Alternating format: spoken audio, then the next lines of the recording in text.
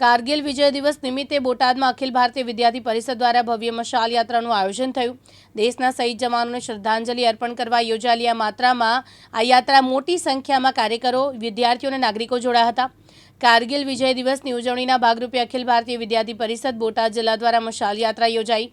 વિદ્યાર્થી પરિષદના જિલ્લા સંયોજક કુલદીપભાઈ દાંદલના નેતૃત્વમાં નીકળેલી યાત્રા સાંદીપના વિદ્યાલય નજીક આવેલી ભારત માતાની પ્રતિમાથી શરૂ થઈ હતી। ત્યારબાદ ચકલા ગેટ, બારોટ શેરી સહિતના મુખ્ય માર્ગો પરથી પસાર થઈ દીનદયાળ ઉપાધ્યાયજીની પ્રતિમા સુધી પહોંચી હતી। મારું નામ કુલદીપભાઈ દાદલ છે। હાલમાં અખિલ ભારતીય વિદ્યાર્થી પરિષદ બોટાદ જિલ્લા સંયોજકની જવાબદારી નિભાવું છું। શું છે આજનો વિષય?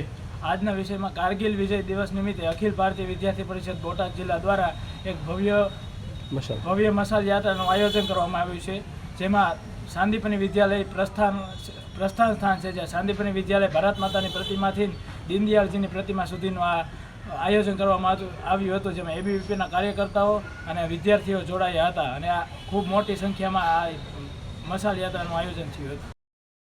બોતાભાઈ શેખલિયા, દિવ્યાંગ ન્યૂઝ, બોટાદ।